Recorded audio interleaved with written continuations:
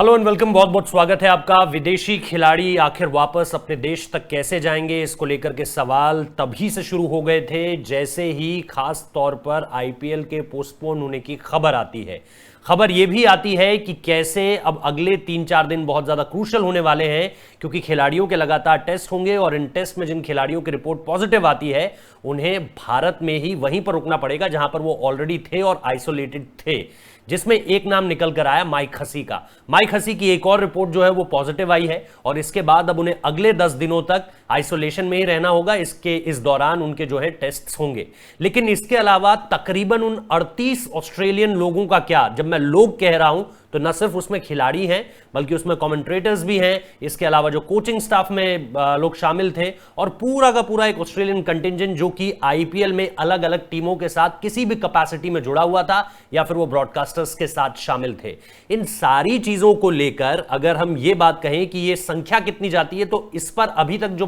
आंकड़ा सामने निकल कर आ रहा है वो 38 का सामने निकल कर आ रहा है कि भाई कुल मिलाकर 38 ऑस्ट्रेलियंस हैं जो आईपीएल में डायरेक्टली इनडायरेक्टली इन्वॉल्व थे और इन्हें अब वापस ऑस्ट्रेलिया जाना है। सबसे पहली बात कि 15 तारीख से पहले किसी भी तरह से स्कॉट मॉरिसन ने किसी भी तरह की कोई रियायत नहीं दी है।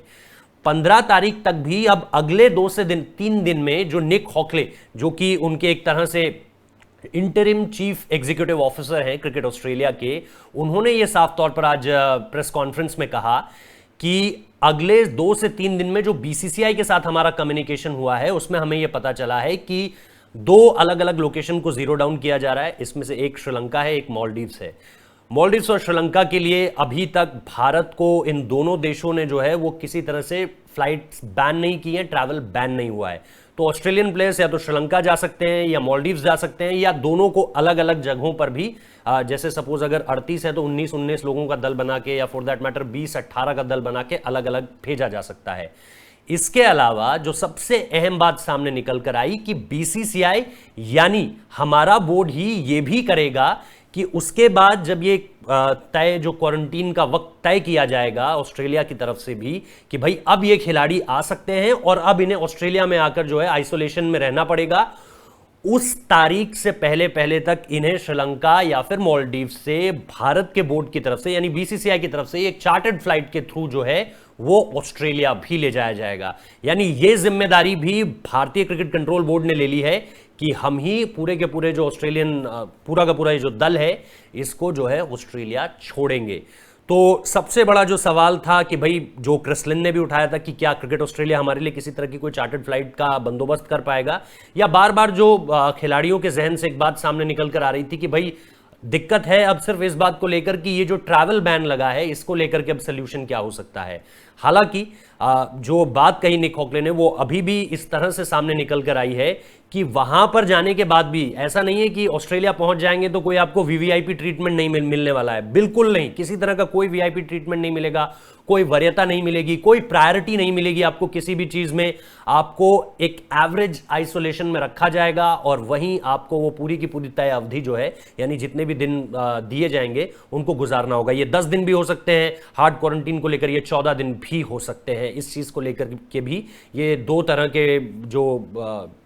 नंबर ऑफ डेज हैं वो सामने निकल कर आ रहे हैं। इसके अलावा निक हॉकले ने साफ तौर पर यह कहा कि बीसीसीआई से उनकी जितनी बात हुई वो पूरी तरह से, जिस तरह से बीसीसीआई ने इस कठिन समय में समर्थन दिया है वो बहुत ही ज़्यादा अप्रिशिएट करने वाली बात है। इसको लेकर के उन्होंने बहुत पीठ थपथपाई है भारतीय क्रिकेट कंट्रोल बोर्ड की और उन्होंने ये भी कहा कि हम समझते हैं कि इस वक्त पे भारतीय क्रिकेट कंट्रोल बोर्ड के लिए भी एक कैसे मुश्किल समय है, क्योंकि जब आप इस तरह का एक टूर्नामेंट ऑर्गेनाइज करते हैं तो उसके लिए निश्चित तौर पर आपको चाहे फाइनेंशियल हो चाहे नॉन फाइनेंशियल हो, रिसोर्सेज जो है वो बहुत ज़्यादा लगती हैं और इस तरह से अगर वो बीच में आपको छोड़ना पड़ जाए तो उसके कितने ज़्यादा नुकसान है और आपके पास खास तौर पे इस पेंडेमिक के टाइम पे कितना दबाव आपके ऊपर है। तो ये सवाल जो अब कल के बाद से बहुत तेजी से चलने लगा था, एक बार ये सवाल तब भी हवा में बहुत तेजी से गूंजा जब एक तरह से स्कॉट मॉरिसन ने ये कहा कि भाई फ्लाइट्स बैन। उससे पहले कुछ 2-3 खिलाड़ी जो निकले उन्होंने ये बताने की कोशिश की कि भाई मुश्किलात हो सकते हैं,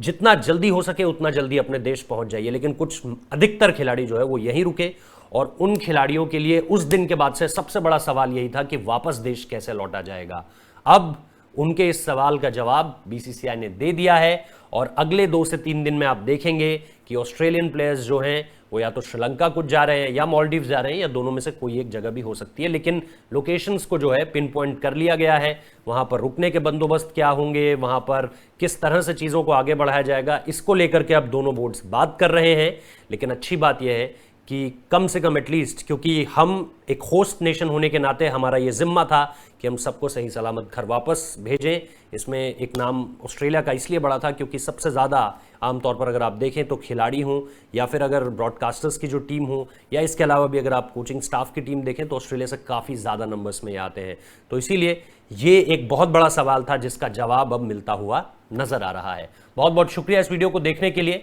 आप अपना ध्यान रखिए, बहुत ख्याल रखिए, क्योंकि टाइम्स बहुत ज़्यादा चैलेंजिंग है। हो सके तो दूसरों की मदद के लिए ज़रूर आगे आइए, खुद को स्वस्थ रखते हुए। बहुत बहुत शुक्रिया इस वीडियो को देखने के लिए।